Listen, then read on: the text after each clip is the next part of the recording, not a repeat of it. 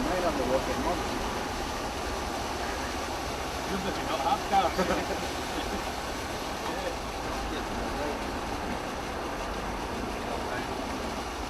I know the looks already, the footpaths are most of the way. Isn't it? Yeah. Well, the footpath's only 6 inches, isn't it? So.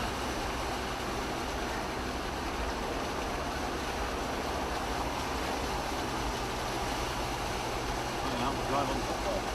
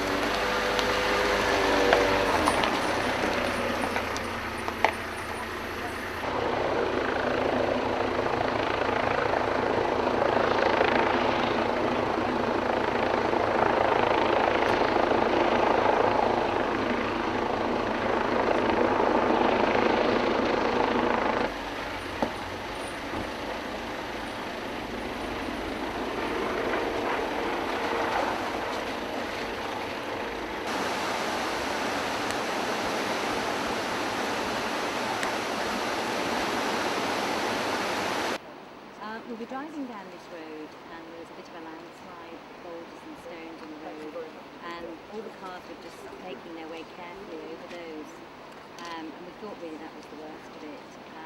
Carried on down the road, but there'd been a bigger landslide down there and we actually couldn't travel anymore. Stopped our cars, the highwaymen came along and advised us to turn around and we're back up between two, not enormous landslides at that time. People got out their cars and we sort of listened round and kind of said what was going on.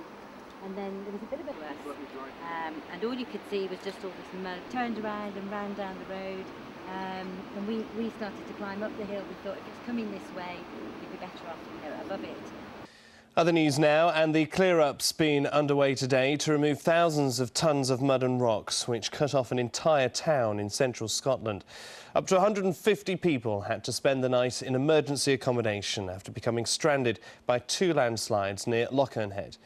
It follows this week's flash floods in Cornwall, of course, which swept away an entire village. There are fears there could be more wild weather to come. Here's Philip Ray-Smith. When it came, it turned a major road into a river of mud. Heavy rain brought down the hillside, bewildering motorists and truck drivers alike as mud blocked the road in front of them and behind. Now there's the fear more heavy rain will hinder the clear-up. You saw the heavy rain we had here recently. If we have more of that, it would be a real problem for us. We've done a geotechnical assessment of the landslip and he's happy as long as it stays dry we can keep moving safely. If the rain comes back as it's forecast to do later today, then we could have problems. Even a roadworks lorry fell victim. The sign crushed underneath warns of floods. For a time they thought the crew were trapped inside.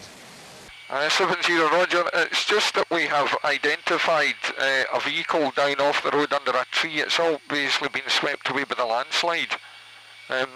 To try and get somebody to check, see if there's anybody within of it. In fact, they'd already got out and were helping others. Today, one of the crew spoke about the chaos around them. Oh, there was a lot of screaming when it exploded the water. There was a lot of screaming and panic then. There was a minibus in the middle of it. I think it was the Belgian tourists it was. A lot of screaming. They were wanting to leg it, but there was nowhere for them to run. They were in a big panic. Some people managed to walk out, but there was small children and old people. They would have been swept away if they had attempted it because all the rubble underfoot and the speed of the water. For these holidaymakers, their break had suddenly become a lot more memorable. The rain got really, really heavy and boulders started coming down, sliding onto the road, and we had to drive over and we could feel them fitting underneath. And then we just got stuck. This home video shows just how bad the conditions became last night, with drivers not knowing whether it was best to press ahead or turn back. Even for people who didn't venture out, the storms were terrifying. Thousands of people are still without electricity in parts of northern Scotland. The clean-up continues, but with so many people trapped last night amid fast-flowing water and mud, yet again, it was a miracle there were no casualties. Philip Ray Smith, ITV News. Well, in Cornwall